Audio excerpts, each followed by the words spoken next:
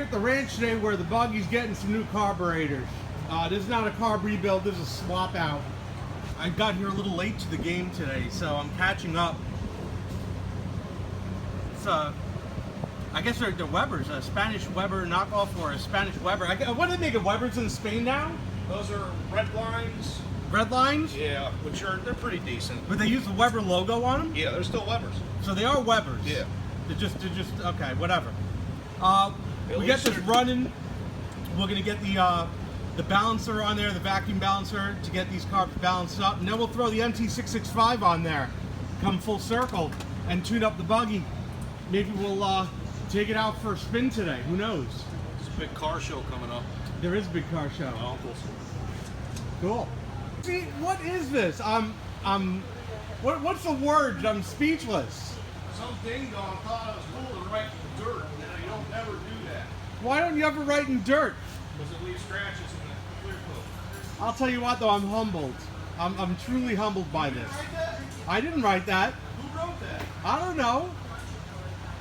I personally find the old carburetors more interesting because I like to know how they failed, more so how they work.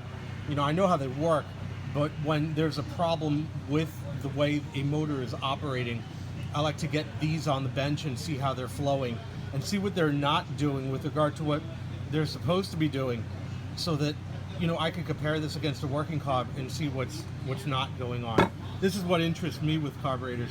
Also, you know, seeing where they're leaking from or whatnot. A lot of times it's just one seal and, you know, gravity just pulls this crap down. It's not really that important. What's important really is what's going on with the inside, spray patterns and what have you. A lot of times this could be replicated with vacuum, and, you know, obviously you wouldn't use gasoline and a vacuum cleaner to do this, but you could use something like witch hazel to accomplish that task, and look inside with one of those USB cameras and see what's going on at different vacuums as different jets open up, and coordinate that effort with the opening up of the plates right here. It's very interesting. The thing has a mechanical fuel pump, so it's going to take a bit to get it going. We may not have juice in the battery either. We may have to supplement some power. We do know that they're completely dry, mechanical fuel pump, so we're going to have to crank this engine over a good number of revolutions. I'm going to stop because the battery terminals aren't pretty enough. Make the battery terminals pretty. This poor thing's been sitting for a year.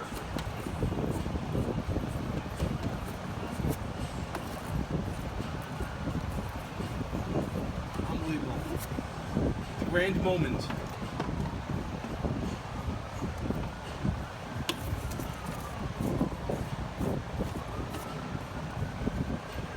Can we do this now? Okay. I'm gonna make you wait another 20 minutes. Wait, let me. Okay. Waiting for gas. Waiting for gas.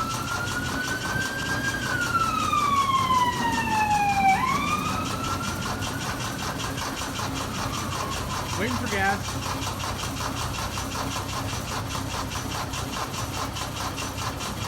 Battery's getting tired.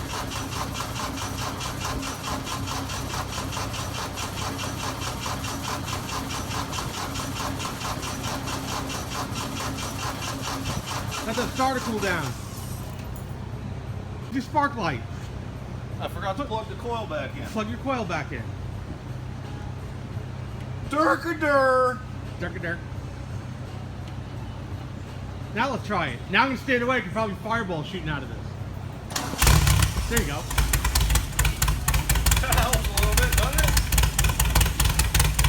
Well, it acted as a choke now.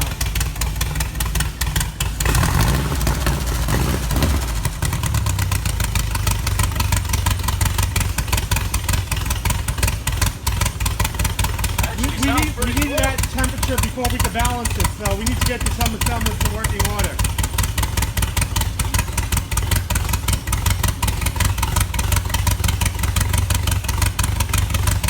Jason's going to do the mixture while it's warming up. I just set up the carb synchronizer here on the stand. The engine's set up. vacuum provision on these carbs, but there was a place with a screw that allow us to make a connection. The other vacuum was for the ignition, but it's for off idle, so it does us no good. So we made another connection coming off one of the screws we removed and used another coupler. So we're going to see if this works now. And we do have vacuum. Let us come up the temperature again before we do any work. Not far off, but we'll see what happens. We'll come back to this video in a minute.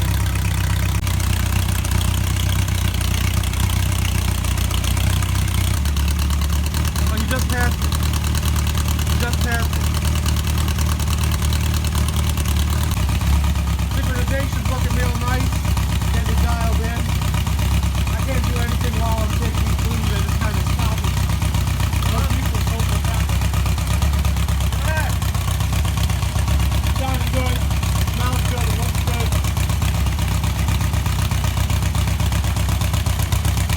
A slight variation on the right-hand side as compared to the left, or left to the right. It doesn't matter. It just decided to work on this side. Slight variation in the distance from this linkage was causing, you know, off idle where it was perfectly balanced, but it was causing a difference in the metering of when you press the gas pedal, how far this carb would open. So we started making these minute adjustments and using this right here to ensure that the angle was exactly the same on this cross member over here. You gotta have the right angle to the dangle. Right angle to the dangle. So we're reassembling it. So as soon as he moves his hand, so that the when we hook it up, the exact angle will be the same as this one over here.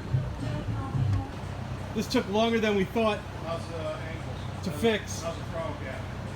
The throttle gap right now? Yeah. Yeah, I'm gonna take a look right now. He's got his foot on the gas. We had to do a lot of work here to get these bars right. It's not very user friendly. Quit talking, are they even or not? Shut up, you. Don't make me come over there. They look nice. Yeah. Give it a go. They look nice? Yeah, they look nice. They look pretty. Make me come over there and smack it.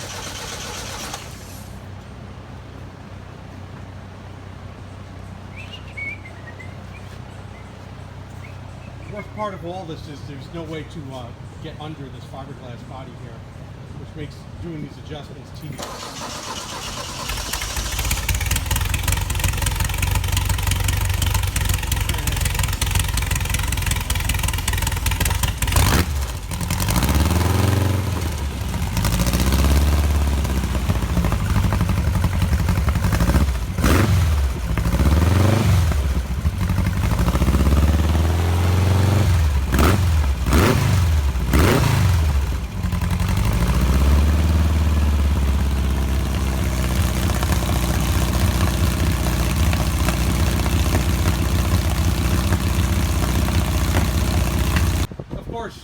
No job is complete without hooking up to the old 665, so we're going to do that now.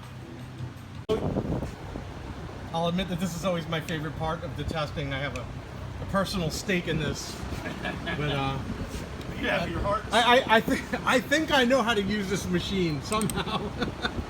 I think I remember the cylinder selector, primary parade, da-da-da-da.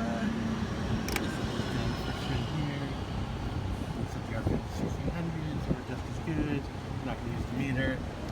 Primary stand, roster. Good to go. Light goes to battery power. I could look at each component of this thing and remember which movie it was. We had steak that day, right? and that was the double-sized hamburgers, right? I think that was chicken. Each connector tells a story. Take a quick peek. Make sure. Light goes to power. Yep. Yeah, there you go. Plug her in. Electricity. All the lights in the city are going to go dim. Okay, everybody stand back. Let me let it warm up for a second before you turn the car. I just used it 2 days ago. God, Jesus, it still works. Oh yeah, there it is. Oh, there's our roster. Let's see if we can. Let me set it up on parade first, just to get the vertical positions in touch. Yeah, put it down there, just right there.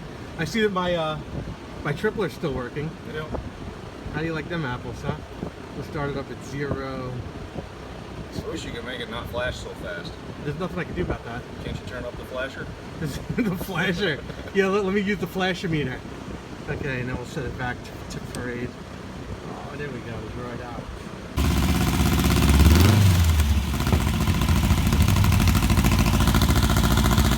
It's primary with ground sticks.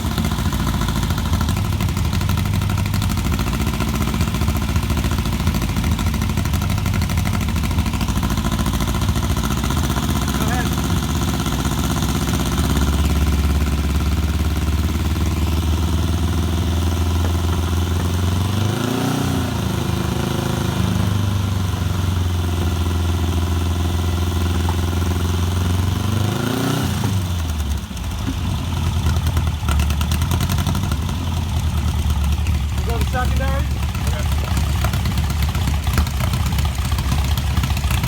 I gotta bring that in some. Secondary's got too much on the screen at once. There it is. Okay, good. You got some. Go ahead.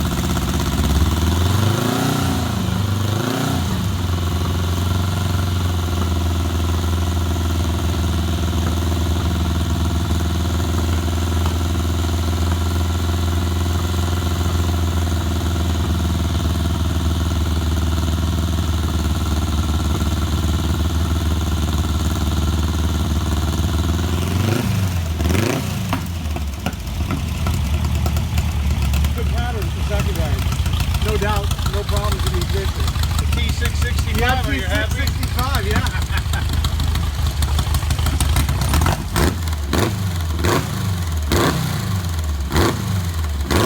See how it advances? I want to pull it up.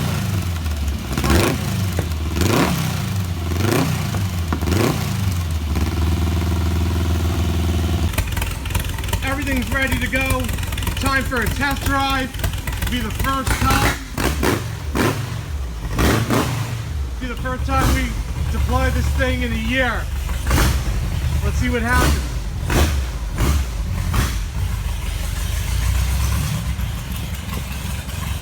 And we're off. This thing's dirty.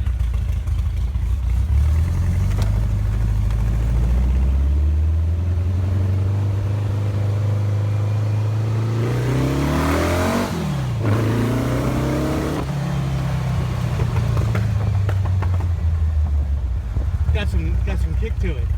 Sounds pretty good.